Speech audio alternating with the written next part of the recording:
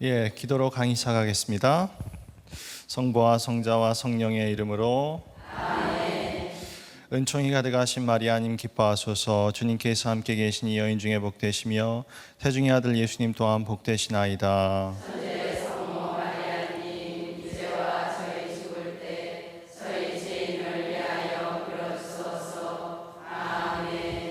성부와 성자와 성령의 이름으로 아멘. 안녕하십니까? 안녕하세요. 벌써 이번 시간으로 가르멜의 성인들 강좌가 5주째를 맞이하게 됐습니다. 이번 시간에는 한국 교회에서 가장 사랑받는 성녀 가운데 한 분을 소개할까 합니다. 소아드레 성녀 여러분 잘 아시죠? 소아드레사 성녀의 정식 수도명은 아기 예수와 성면의 데레사입니다.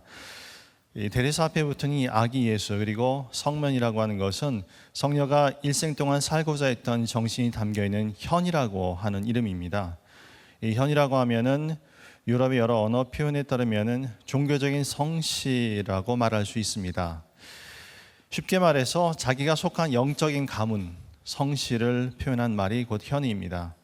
그래서 그런지 성녀는 이 아기 예수님과 또 예수님의 거룩하신 얼굴에 대한 신심이 남달랐습니다. 자기 자신을 마치 아기 예수님께서 편하게 갖고 놀 수 있는 작은 장난감에 비유했는가 하면은 또 순환 받으시는 예수님의 고통을 덜어드리고 그 순환에 함께하고픈 원의가 남달랐죠.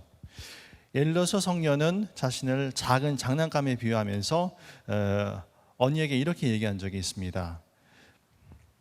아마 언니는 전에 제가 저 자신을 예수님의 작은 장난감이라고 부르는 것을 좋아한 걸 기억하시겠죠?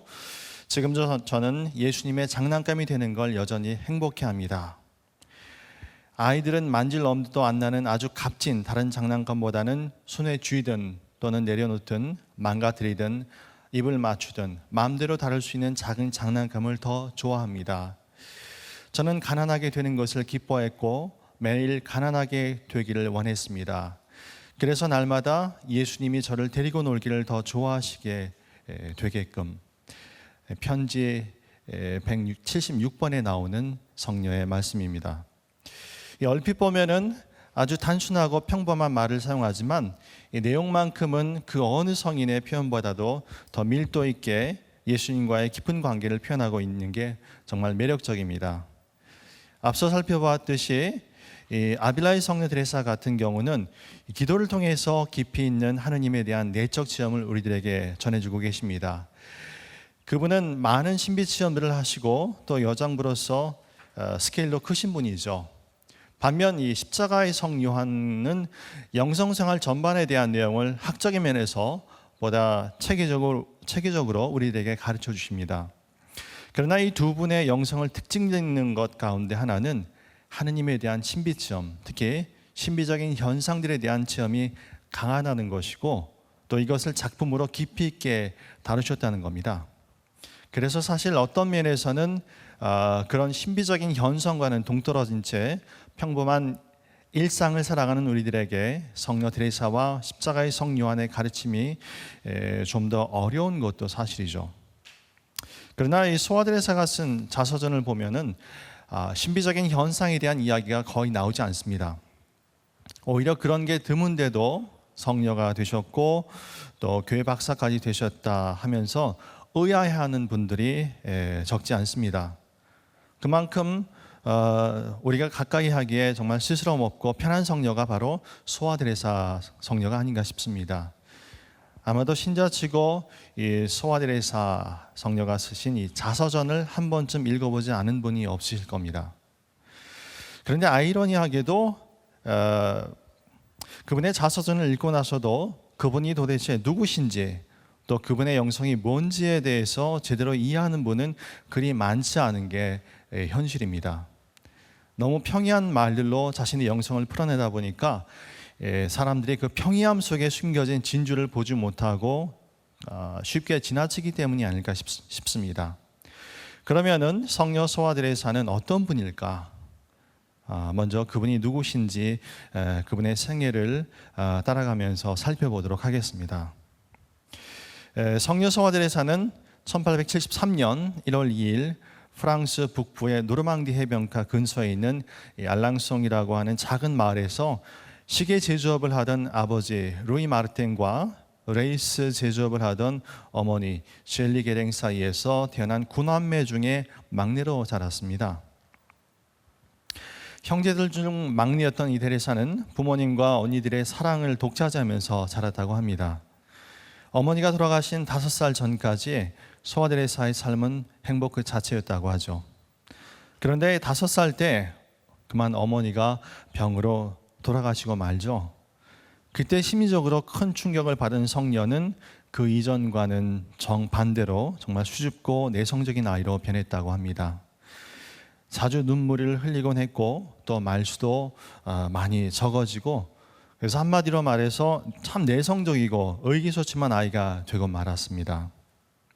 그래서 아버지는 성녀의 외삼촌이 있는 리지웨로 이사를 해서 어린 데레사를 돌보고자 했죠. 바로 그래서 이 리즈웨가 성녀의 제2의 고향이 됩니다. 이 어머니가 돌아가신 다음부터 돌아가신 엄마를 대신해서 둘째 언니인 폴리나가 엄마 역할을 하면서 어린 데레사를 돌봐주게 됩니다. 그런데 10살이 될 무렵에 이 폴리나마저 리즈웨의 가르멜 수련에 입회하면서 둘째 엄마를 잃어버렸다는 상실감에 성녀는 심리적인 충격을 받아서 이상한 심리적인 병을 앓기 시작했답니다. 그러나 1883년 5월 13일 성모님의 발현을 체험한 성녀는 그 이상한 병으로부터 기적적으로 낫게 되죠. 당시 성녀는 집에 모셔둔 그 미소의 성모상이 움직이면서 자기에게 다가오신 것을 보았다고 나중에 자서전에서 수레합니다. 그리고 이듬해 11살이 되면서 성녀는 첫 영성질을 하게 됩니다. 이날 성녀는 예수님의 사랑을 깊이 체험하면서 동시에 그 예수님께 자신을 온전히 봉헌하기로 결심했습니다. 그리고 이 봉헌을 훗날 가르멜 수련에서 꽃피우게 됩니다. 그 13살이 되던 1886년 성탄절에 성녀는 특별한 은총을 받게 됩니다. 성녀는 자서전에서 이 사건을 완전한 회개의 은혜라고 불렀는데요. 이건 뭔가 하면은 서양에서 성탄절은 1년 중 가장 큰 명절에 속합니다. 그래서 그동안 뿔뿔이 흩어져 있던 가족들이 모여서 며칠간을 함께 지내면서 가족의 정을 나누고 서로 준비한 선물을 교환합니다. 쉽게 말해서 우리나라의 추석과 비슷한 명절이 바로 서양의 성탄절입니다. 또 요즘에도 가정마다 그런 걸 하는지 모르겠습니다. 어린아이들 위해서 양말 속에 산타크로스 할아버지의 그 선물을 미리 담아두곤 하지요. 저도 어렸을 때 부모님께서 늘 그러셔서 정말 진짜 산타크로스 할아버지가 나를 위해서 밤에 오셔서 선물을 준비해 주셨구나, 정말 너무너무 기뻤던 시절이 있었습니다. 그런데 이 성녀의 아버지는 참 자상한 분이셨는데요. 13살이면 우리나라 나이로는 14살이고 이제 중학교에 들어갈 나이입니다. 엄마를 일찍 여인 막내딸을 위해서 우리 공주님 하면서 어린 시절부터 늘 그 데레사를 지극정성으로 길렀습니다. 그런데 이제 사춘기로 접어든 다 큰 딸에게 더 이상 그럴 필요가 없다고 느낀 아버지는 셋째 딸인 그 셀리나와 얘기하면서 이번이 마지막 이벤트였으면 좋겠다고 몰래 얘기를 했다고 합니다. 그런데 그 얘기를 우연히 방에서 들은 소아 데레사는 그때부터 어린애 같은 모습을 버리고 의젓한 성인으로 거듭나게 됩니다. 그래서 그때부터 성녀의 마음에는 보다 깊이 애덕이 깃들기 시작했고, 또 다른 사람들에게 기쁨을 주기 위해서 자신을 잊어버릴 줄 아는 이타적인 사랑을 실천하기 시작하게 됩니다. 또 당시 유명한 일화가 있죠. 성녀가 자서전에서 애정을 갖고 회상한 일화입니다. 당시 어느 날 신문을 보면서 극악무도한 어느 살인자 기사를 보게 됩니다. 하룻밤새에 3명을 잔인하게 죽인 프란친이라는 살인자가 있었죠. 당시 사형 선고를 받아서 죽음을 기다리고 있던 때였습니다. 그런데 죽음에 임박해서도 자신이 저지른 죄에 대해서 회개를 하지 않고 또 고해성사도 보지 않았다고 신문 기사에서 이야기를 합니다. 소아데레사는 그 기사를 보면서 그 죄인에 대한 애틋한 마음이 들면서 그때부터 매일 프란치니의 회개를 위해서 기도했다고 합니다. 그런데 그로부터 몇 달 후 신문에 그에 대한 기사가 떴는데 프란치니가 사형당하기 전에 십자가를 제게 가져다 주십시오 하면서 크게 외쳤다고 합니다. 그래서 당시 사형 집행에 함께했던 원목 신부님께서 프란치니의 입에 십자가를 가져갔고 프란치니는 십자가에 침구하고 회개한 다음에 사형 집행에 임했다고 합니다. 가르멜에 입회하기 전 성녀가 했던 이 기도에 대한 체험은요, 성녀로 하여금 기도가 얼마나 중요한지, 그리고 자신은 기도를 통해서 영혼들을 구원하고 또 나중에 병이 들어서 임종하기 전에는 천상에 가서 장미비를 뿌리면서 이 지상의 영혼들을 위해서 계속해서 주님께 전구하는 작은 영혼이 되겠다는 원의를 품게 되는 이 모티브를 준 게 바로 이 프란치니 사건입니다. 이런 일련의 체험을 하면서 데레사는 내면 깊은 곳에서부터 하느님의 깊은 부르심을 느끼게 됩니다. 그래서 여러 기회를 통해서 자신이 살고 있는 리지에가 속한 이 바위의 교구의 주교님께 가르멜 수녀원에 입회할 수 있도록 허락해달라고 청했습니다. 1886년이면 13살이니까 아직 어린애라고 할 수 있는데요. 당시 소아데레사는 주교님께 수녀원 입회 허락을 청하기 위해서 주교님을 뵈러 가면서 좀 더 성숙하고 나이 들어 보기 위해서 머리도 이렇게 따서 올리고요, 또 숙녀들이나 입는 그런 옷을 입고 갔다고 합니다. 그런 소아데레사를 보면서 주교님은 한편으로는 웃음도 나셨을 거고요, 또 한편으로는 많이 대견해 하셨던 것 같습니다. 하지만 아직 나이가 어리니까 몇 년 더 기다리라고 으름장을 놓으시면서 조건부 허락을 주셨답니다. 그러나 착하고 순하면서도 고집이 있었던 소아데레사는 그런 주교님의 으름장에 굴하지 않고 얼마 후 아버님과 함께 순례 그룹에 끼어서 유럽 각지를 순례하게 되는데 마침 그때 로마를 순례하면서 교황님을 아련할 기회가 있었다고 합니다. 참 영민하고 깜찍했던 소아데레사가 이 기회를 놓칠 리가 없었죠. 그래서 소아데레사는 당시 레오 13세 교황님께 15살에 가르멜 수녀원에 입회할 수 있는 허락을 청하게 됩니다. 자서전에 보면은 한 두세 페이지에 걸쳐서 그 이야기가 나오는데 너무너무 깜찍해요. 이 교황님이 앉아 계신데 소아데레사가 막 그 품에 안겨가지고 교황님 무릎 위에 손을 얹어놓고서는 교황님께 울면서 청했다고 합니다. 그랬더니 교황님이 마음이 여리셔가지고 하느님의 뜻이라면 되겠지 이러셨대요. 그랬더니 옆에 있던 이제 그 스위스 경호원 있죠. 둘이서 끌어내면서 저쪽 가서 그 교황님 메달을 줬답니다. 옆에 있던 그 바르위원인 셀리나는 같이 보면서 가슴을 그렇게 조였다고 하죠. 결국 교황님으로부터 이런 묵시적인 허락을 받은 소아데레사는 프랑스로 돌아가서 주교님께 그 이야기를 하죠. 그래서 주교님의 허락을 받게 됩니다. 그래서 1888년 4월 9일 15살이라는 어린 나이에 리지오의 가르멜에 입회하게 됩니다. 한국 나이는 한 살을 더 치지 않습니까? 어머님 태중에서 한국 나이는 정확히 16살입니다. 오늘날로 치면은. 이 소아데레사의 수도생활에서 좀 특이한 점을 꼽는다면은 성녀가 입회한 리지오의 가르멜 수녀원에는 이미 소아데레사의 큰언니인 마리아와 또 둘째 언니인 폴리나가 입회해서 이미 살고 있었다는 점입니다. 그리고 소아데레사가 입회한 다음에는 몇 년 후에 마지막 남은 바로위원인 셀리나도 입회를 하게 됩니다. 그래서 리지오의 가르멜 수녀원에는 4자매가 함께 사는 독특한 모습이 있었습니다. 자매들이 함께 살면 좋을 것 같죠. 한 수녀원에서 참 이상적일 것 같은데 사실 그 자매들이 함께 살면 더 어렵습니다. 왜냐하면은 공동체 생활을 하다 보면은 언니나 동생이나 다른 수녀님들과 마음을 상하는 일도 많습니다. 그런데 그런 자매를 보면서도, 그런 언니나 동생을 보면서도 도와줄 수 없는 게 현실적인 공동체 생활의 모습입니다. 오히려 인간적인 정에 더 끌리지 않도록 경계해야 하고 옷깃을 염려하는 상황인 거죠. 그래서 소아테레사는 수련회에 들어가서 오히려 더 언니들로부터 차갑다는 인상을 많이 받았다고 합니다.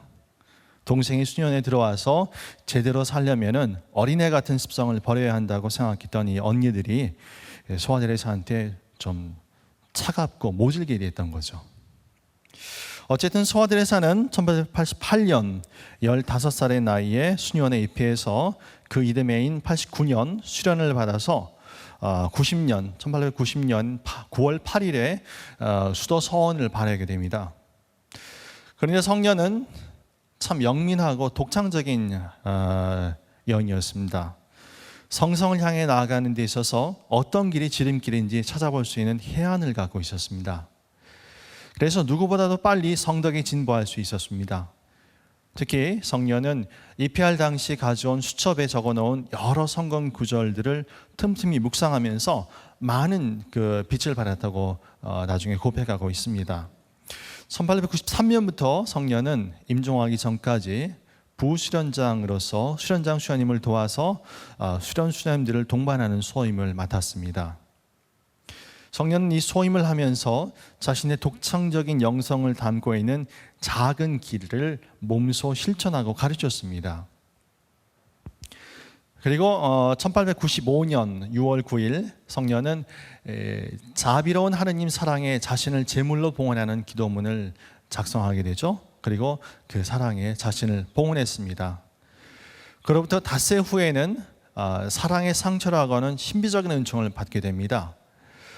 그리고 이듬해인 1896년 사순절에 성녀는 첫 번째로 각혈을 했습니다. 폐결핵에 걸렸죠. 지금이야 결핵하면은 그래도 치유 가능한 병에 속하지만은 그래도 중병에 속합니다. 그렇죠? 근데 19세기 말이면은 결핵은 불치병에 속하는 병이었죠. 그해 사순절부터 각혈을 하면서 성녀는 자신에게 죽음이 가까이 다가왔음을 직관적으로 알게 됩니다.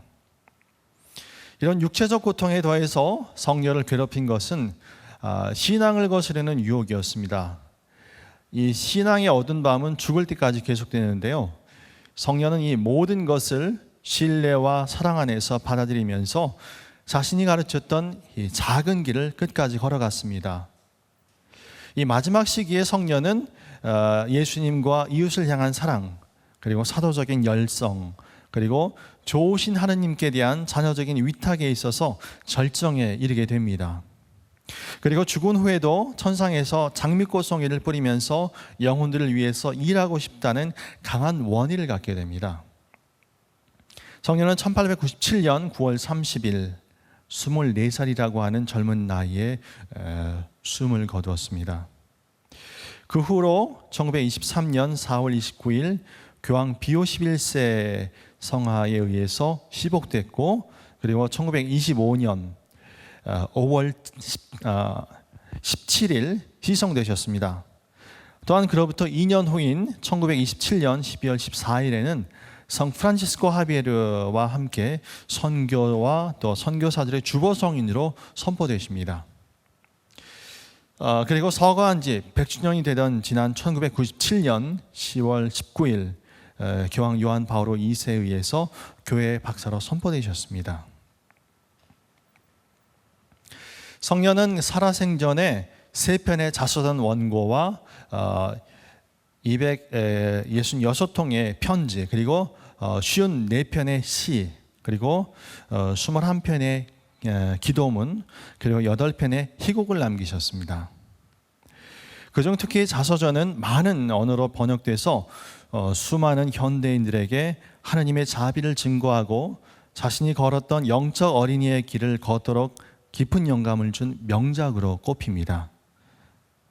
사실 24살이라고 하는 짧은 생애, 그리고 9년이라고 하는 수도 생활을 보면은 과연 그 소아테레사에게서 어떤 특별한 것이 있을까 하고 의문을 던지는 분들이 적지 않습니다. 그래서 소아데레사에 대한 강의를 할 때면 신자분들 중에는 그런 어린 수녀에게서 뭐 배울 게 뭐 있겠냐 하는 느낌을 받을 때가 종종 있습니다. 또 워낙 소아데레사의 자서전이 신부님, 수녀님들 사이에 대중화되다 보니까 신부님, 수녀님들이 권해서 그 책을 읽어보신 분들도 아주 많습니다. 그런데 그 책을 읽어보고는 대부분 하신다는 말씀이 그냥 평범한 어린 소녀의 어린 시절 회상 정도로 치부하면서 그거 별거 없더라 하는 평들을 하곤 하십니다. 그런데 저는 그런 분들에게 반은 맞고 반은 틀리다라고 말씀드리고 싶습니다. 성녀가 자서전에서 풀어낸 그 자신의 일생, 그리고 그 일생을 통해 드러난 그 하나님의 자비에 대한 이야기는 상당히 평이한 말로 소개되고 있습니다. 그래서 우리들에게 참 너무도 익숙한 말들이기 때문에 별거 없는 것처럼 느껴지지만 그 평이함 이면에는 성성을 향한 깊은 예지가 번뜩이고 있습니다. 여러분 아시는지 모르겠습니다만 그 교회가 한 사람을 성인 품에 올릴 때는요 상당히 많은 면에서 검증을 하게 됩니다. 그것도 먼저 성인 품에 올리지 않고 복자 품에 올리죠. 복자 품에 올릴 때 수많은 검증 절차를 거칩니다. 그래서 웬만한 그 역사에서 회자되는 뭐 교황님들, 뭐 주교님들 또 내노라 하는 학자들도 이 복자나 성인 품에 오르는 것은 꿈에도 못 꿉니다, 사실. 그런데 소아데레사는 복녀가 됐고 몇 년 후에 성녀가 되신 데다가 또 전교 주보 성인이 되셨죠. 거기다가 그 교회 박사라고 하는 칭호까지 교회가 주셨습니다. 2000년 교회 역사상 수많은 성녀 가운데 교회 박사가 되신 분은 딱 세 분이십니다. 성녀 데레사, 그리고 성녀 카타리나, 그리고 소아데레사. 그러니까 그 정도면은 이 성녀 소아데레사의 생애와 영적 가르침이 시대와 장소를 넘어서 보편교회 전체에 큰 유익을 주고 있다는 것을 교회가 보증한 셈입니다. 나이가 젊다고 우매한 것도 아니고 또 많다고 지혜로운 것도 아닙니다. 성성의 길에는 이 생물학적인 나이가 사실 별 소용이 없습니다. 지혜서 4장 7절부터 9절에는 다음과 같이 이 점을 분명하게 우리에게 가르치고 있습니다. 이렇게 얘기를 하고 있죠. 의인은 때 이르게 죽더라도 안식을 얻는다. 영예로운 나이는 장수로 결정되지 않고 살아온 횟수로 셈해지지 않는다. 사람에게는 예지가 곧 백발이요 티 없는 삶이 곧 원숙한 노년이다. 성녀는 어린 시절부터 성인이 되겠다고, 그것도 아주 큰 성인이 되겠다고 마음을 먹었습니다. 그런데 소아데레사에게 있어서 이 성인이 된다는 것은 사랑의 산 정상에 오르는 것을 의미했습니다. 그리고 그것은 동시에 예수님을 온전히 사랑해 드리는 것을 의미했습니다. 그래서 그 착복을 준비하는 피정에서 성녀는 다음과 같이 어느 편지에서 자신의 원의를 표현한 적이 있습니다. 이렇게 얘기를 하고 있어요. 저는 예수님을 무척 사랑하고 싶습니다. 이제껏 사랑받으신 것보다 훨씬 더 사랑해 드리고 싶습니다. 편지 74번입니다. 그러나 그 사랑의 길이라고 하는 것은 자기를 비우고 낮춰가는 길이자 완전한 내적 가난의 여정이었습니다. 이 여정 속에서 소아데레사는 자신이 작고 또 아무것도 아니라는 사실을 뼈저리게 체험하고요, 이를 겸손하게 인정하고 받아들이게 됩니다. 그러나 자신의 부족함과 한계를 받아들이는 작은 자가 됐을 때 성녀는 잠언 9장 4절에 나오는 다음과 같은 구절, 누가 작은 자이거든 내게로 오라는 말씀과 또 이사야서 66장 12절에 나오는 어머니가 자기 아이를 귀여워하는 것 같이 나도 너희를 위로하고 너희를 품에 안고 무릎에 올려놓고 흔들어 주겠다 하는 이 두 성서 말씀을 통해서 특히 작은 자에게 자비로우신 하느님을 발견하게 됩니다. 그리고 1895년 6월 9일 삼위일체 대축일에 그 예수님께서 얼마나 사랑받기를 원하시는지를 그 어느 때보다도 더 잘 깨닫는 은혜를 받게 됩니다. 이렇듯이 자비로우신 하느님의 사랑에 성녀 역시 사랑으로 응답해 드리고 싶었습니다. 그러나 자신에게는 그분께 맞가진 사랑이 없음을 깨닫고 이내 소아 데레사는 하느님의 자비하신 사랑을 구하기에 이르죠.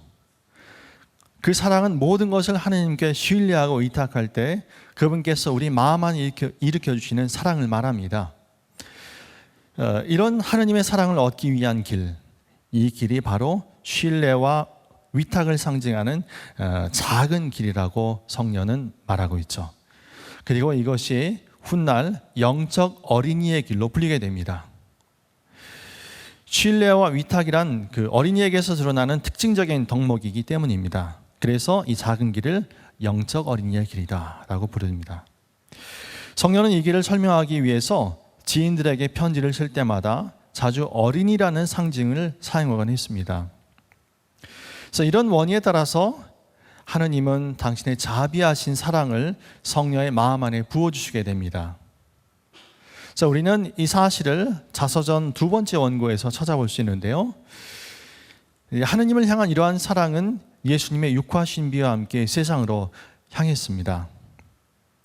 그런데 이 소아 데레사는 거룩한 욕심이 참 많으신 분이셨습니다.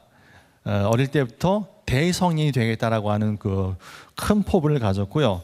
또 수녀가 된 다음에, 갈매 수녀가 된 다음에도 단순히 그 수도자로서 사는 것뿐만이 아니라 이 세상 사람들을 위해서 군인이 되고 싶어 했고요. 또 사제, 또 사도가 되고 싶어 했습니다. 그리고 학자도 되고 싶어 했고 순교자, 선교자도 되고 싶어 했습니다. 그런데 현실적으로 한꺼번에 이 모든 것이 될 수는 없는 것이죠. 성녀는 그 자신의 이러한 모든 원의를 실현할 수 있는 방법을 찾고자 노력하게 됩니다.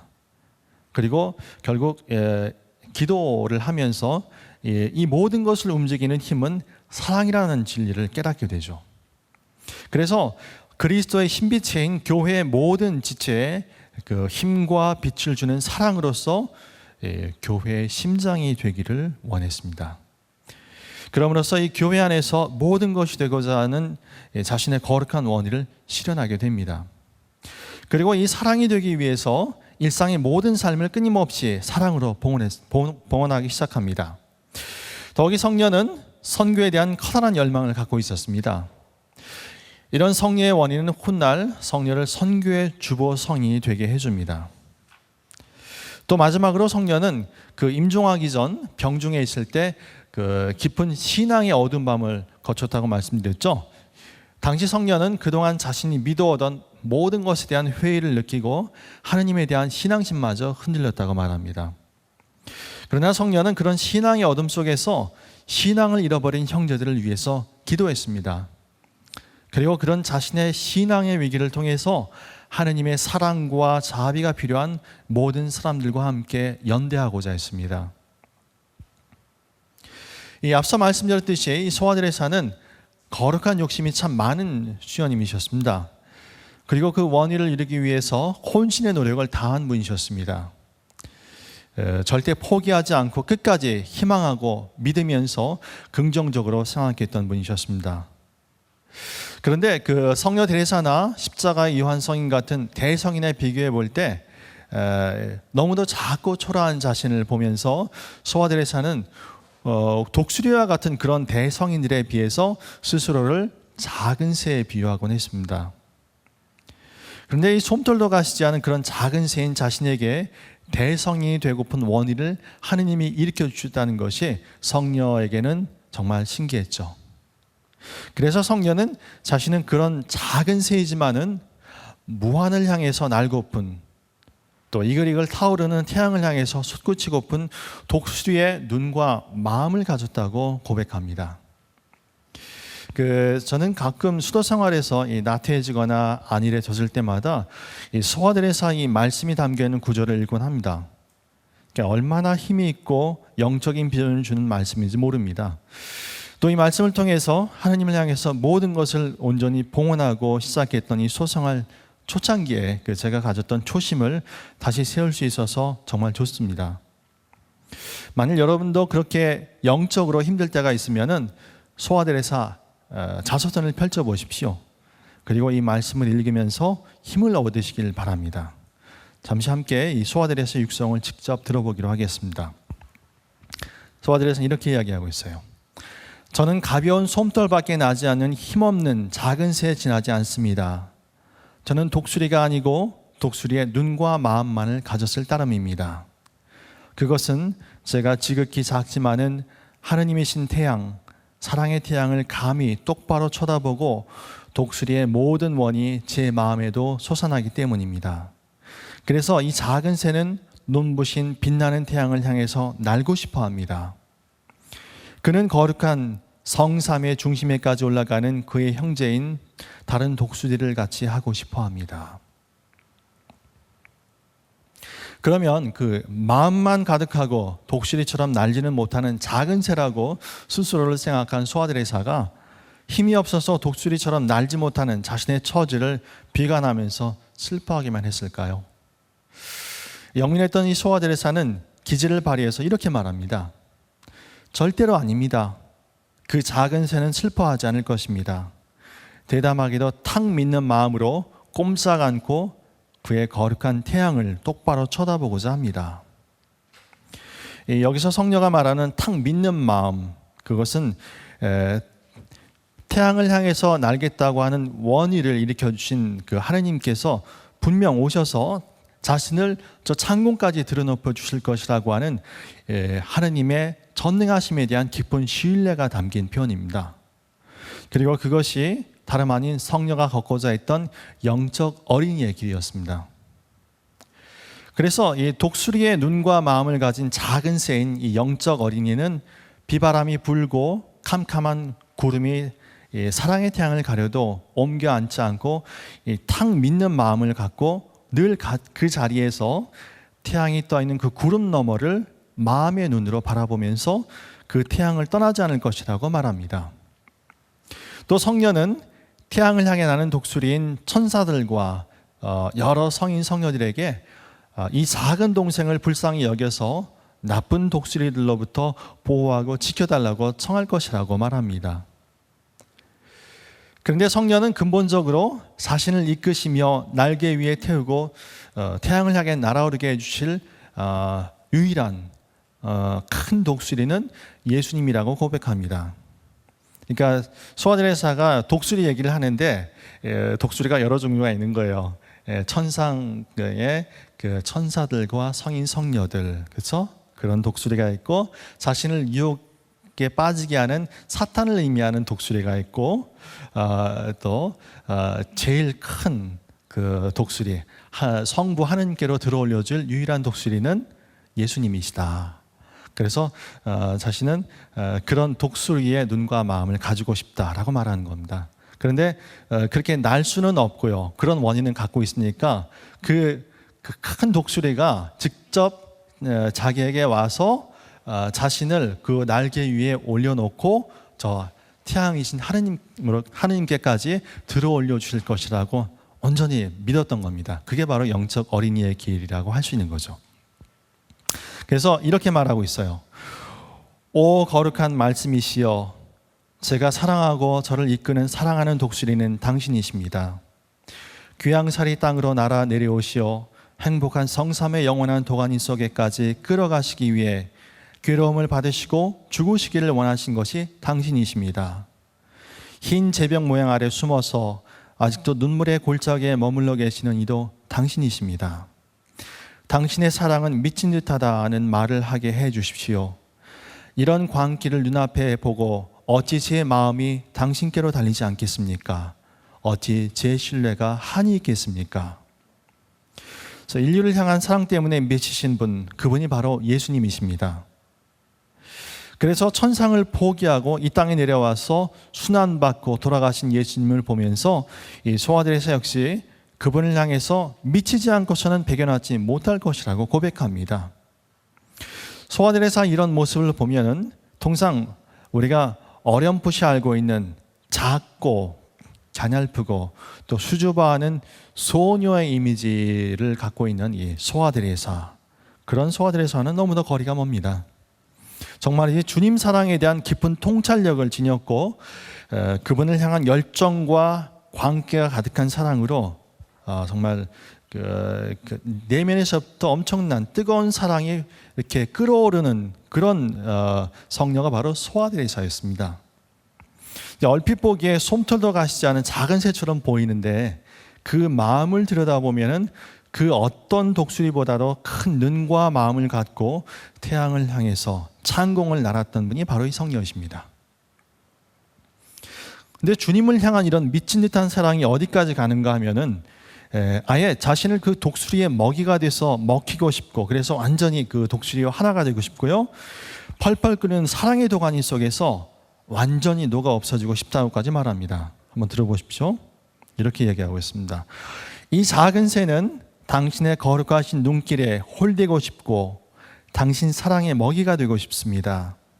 사랑하는 독수리시여, 이 다음 당신이 당신의 작은 새를 찾으러 오시면 그를 사랑의 도가니로 데리고 가셔서 저를 희생으로 바친 그 사랑의 이글이글 타오르는 도가니 속에 영원히 잠겨주시길 청합니다. 이런 사랑의 고백을 쏟아내려면은 이미 그 삶 전체를 통해서, 그리고 평소에 가진 지향이 이 정도는 돼야 합니다. 그렇죠? 그래야 이런 얘기가 평소에 그 자연스럽게 그 글을 통해서 나올 수 있는 거죠. 작지만 결코 작지 않은 성녀, 그 어떤 성인보다도 하느님을 향해서 원대한 마음을 가졌던 분이 바로 소아드레사 성녀가 아닌가 싶습니다. 그래서 이런 소아드레사의 글을 읽다 보면은 절로 모르게 그분의 그런 거룩한 원의와 열정이 가슴 속에서 불이 붙고 또 온몸을 휘감는 느낌이 듭니다. 그래서 저는 그 소아드레사 자서전을 읽을 때마다 특히 이런 느낌을 받는 대목들이 여러 있는데, 독수리의 눈과 마음을 얘기하는 구절, 또 성녀가 자신은 교회 안에서 모든 것이 되고 싶다라고 하는 그 교회 신비치에 대한 묵상을 하면서 그 모든 순교자, 학자, 사도가 되고 싶지만 무엇보다도 그 모든 것을 아우르는 거기에 영적인 수액을 주는 그 교회의 심장이 되고 싶다. 이 글을 읽을 때마다 저도 가슴이 이렇게 뛰는 걸 느껴요. 여러분도 특히 이 대목들 돌아가셔서 한번 읽어보시면 좋겠습니다. 그래서 여러분 또한 이번 기회에 이 소아드레사를 새롭게 발견하시고 그분의 그런 열정을 나눠봐 주시길 진심으로 바라겠습니다. 2차 바티칸 공회의 그 교회 현장은요, 모든 사람은 세례를 통해서 하느님이 완전하신 것처럼 우리 또한 완전한 자 되도록 불림받았다고 가르칩니다. 곧 우리 모두 성인이 되도록 초대받았다는 것이죠. 이 성인 된다라고 하는 것은 결코 어느 특정한 사람에게만 국한된 특권이나 은총이 아닙니다. 우리 모두는 바로 완덕에 나아가도록 초대받은 사람들입니다. 하나님께서는 우리 한 사람 한 사람 모두가 성인이 되도록 초대하고 계십니다. 제가 그 유럽에서 한 16년 정도 공부하고 또 가르칠 기회가 있었는데요. 그렇게 그 활동을 하면서 가장 부러웠던 게 이제 몇 가지가 있는데, 그 중에 가장 부러웠던 게 그 하나를 꼽자면은 이 유럽 사람들, 요즘 그 유럽의 성소 위기라고 해서 여러분 순례 다니시다 보면은 성당이 텅텅 비어 있고 할머니 할아버지로 가득 찹니다. 신학교도 거의 비어 있고 수조원 수녀원도 이렇게 할머니 할아버지 수사님 수임들로 넘쳐나요. 그런데도 그 유럽의 그 교회를 보면은 우리와는 다른 어떤 그 뭔가 그 거룩함이 느껴지고 뭐 이런 어떤 그 말로는 설명하기 어려운 기가 느껴지는데요. 그게 뭔가, 이 유럽 교회는요 2000년 역사상 수많은 성인 성녀들이 있어 왔습니다. 그래서 그들에게는 하느님 때문에 삶의 모든 것을 걸었고 천상을 향한 여정을 개척해낸 이런 소아드레사 같은 큰 성인 성녀들이 많이 계셨다는 점입니다. 물론 우리 한국교회도 수많은 순교 성인 성녀들께서 계시고, 또 우리가 지금 신앙의 유산을 물려받은 것도 바로 그분들의 공로가 큽니다. 그러나 우리에게는 단칼에 목숨을 봉헌해서 성인이 되신 분들도 필요하지만, 일생을 그분을 향한 사랑 때문에 순간순간을 투신하면서 그리스도를 닮고 그분의 십자가 길을 걸음으로써 하느님을 몸소 체험하고 천상을 향한 길을 뚫는 그런 분, 다시 말해서 소아드레사처럼 하느님 사랑에 완전히 미친 그런 그 증거 성인이 그 절실히 필요하다는 생각입니다. 제가 18년 전에 그 로마에서 이제 공부를 시작할 당시에요. 저는 그 테레샤님이라고 하는 저희 수도회 신학대학 내에 그 신학생 수사 공동체에 속해 있었습니다. 당시에 저희 그 신학생들은 그 저희 수도회 전 세계 각 관구에서 그 신학을 공부하기 위해서 온 그 유기서원자 그 수학님들로 구성되었는데 약 40명 정도입니다. 당시 저희는 그 매주 대학 내에 그 저희 수도회 그 교수 신부님들을 한 분씩 모시고 강의도 듣고 또 함께 미사를 봉헌하면서 강론을 듣곤 했습니다. 그런데 어느 주간이던가 그 라틴어 교수 신부님을 모시게 됐습니다. 지금도 강의하시는 모르겠습니다. 이 바티칸에서 나오는 그 교회 공식 문헌들은 모두 라틴어로 쓰여지는데요. 이 라틴어 문헌을 최종 검열하는 분이세요. 그리고 로마의 대표적인 그 신학대학이라고 하시는 그 예수회 소속의 그 그레고리안음 대학 있죠. 거기서 라틴어를 강의하는 분이세요. 그러니까 라틴어를 얼마나 잘하시는지 모릅니다. 그리고 예전 그 이야기가 이분이 젊으셨을 때 토마스 아퀴나스 신학대전 한 36권 정도 되는 대작인데 그거를 라틴어로 다 읽고 수도원 마당에서 그걸 다 불태워버렸답니다. 약간 대단한 분이신데요. 이분을 모시고 라틴어 미사를 하게 됐습니다. 그래서 저희는 그 일주일 전부터 라틴어로 미사를 봉헌할 수 있도록 미리 연습도 하고 또 라틴어 그레고리안 성가도 미리 준비를 했습니다. 그런데 그 근 40명이나 되는 저희 신학생 가운데 안타깝게도 이 몇 곡 안 되는 그 그레고리안 성가 멜로디를 제대로 아는 사람이 없어서 그 일주일 내내 진땀을 빼면서 정말 어렵게 성가를 배웠던 기억이 있습니다. 근데 만일 그때 그 40명 수학인들 가운데 단 한 사람이라도 그 성가 멜로디를 제대로 부를 줄 알았다면은 나머지 수학님들이 그렇게 고생하지 않고 쉽게 그 멜로디를 배우고 부를 수가 있었을 겁니다. 마찬가지로 만일 여기 지금 강의를 듣는 여러분 가운데 만일 참으로 하느님을 깊이 체험하고 천상 멜로디를 제대로 부를 줄 아는 사람이 단 한 분이라도 있다고 한다면은 아마도 우리는 쉽게 그 천상 멜로디를 배울 수 있으리라고 생각합니다. 지금 우리 시대 한국교회가 질적으로 도약하고 쇄신되기 위해서 저는 그 무엇보다도 이 천상 멜로디를 제대로 부를 줄 아는 바로 그 한 사람, 천상을 향한 그 길을 뚫은 그 한 사람이 필요하지 않을까 생각합니다. 교회 내 그 여러 신문들, 가톨릭 신문이나 평안 신문을 보면은 참 교회가 많은 일을 하고 있다는 것을 볼 수 있습니다. 많은 신부님들, 수녀님들, 또 평신도들의 활동, 많은 강연과 사회봉사 활동, 참 한국 사회에서 많은 그 빛과 소금의 역할을 하고 있는 걸 보게 되는데요. 그런데 아쉬운 게 이런 부분입니다. 제가 그 로마의 그 공부를 하면서 그 오세르바티르 로마노라는 그 바티칸 공식 기관지 그걸 보면서 늘 그 부분이 아쉬웠던 거예요. 우리 한국의 그런 신문들과 비교했을 때 이런 성인 성녀들에 대한 그런 그 내용이 많이 부족하다는 겁니다. 우리 한국 교회가 갖지 못한 부분인 거예요. 그래서 정말 천상을 향한 길을 뚫은 그 한 사람, 소아드레사처럼 그 독수리의 눈과 마음을 갖고 하나님이신 태양을 향해서 날아간 그 한 사람이 정말 오늘날 한국 교회는 절실히 필요한 것이 아닌가 합니다. 바로 그 성인이야말로 우리들 안에 숨어 있는 천상을 향한 깊은 그리움을 일깨워주고 우리도 정말 그 아름답게 천상의 노래를 부를 수 있도록 도와줄 것이라고 저는 믿습니다. 그래서 저도 여러분들에게 권고하고 싶습니다. 발언을 하시길 바랍니다. 성성을 향한 깊은 원을 일으키시고 삶의 모든 것을 걸고 새롭게 하느님을 선택하고 그리스도를 따르시길 바랍니다. 그래서 바로 그 한 사람이 되시길 바랍니다. 오늘 소아 데레사가 살아서 우리를 만났다면은 여러분에게 아마도 이 얘기를 하셨을 겁니다. 다시 한번 마음을 일으켜서 하느님을 향해서 나시길 바랍니다. 소아 데레사처럼 독수리의 눈과 마음을 가지시길 바라겠습니다. 다 함께 영광스러워 오늘 강의를 마치겠습니다. 영광이 성부와 성자와 성령께, 성부와 성자와 성령의 이름으로 아멘. 감사합니다.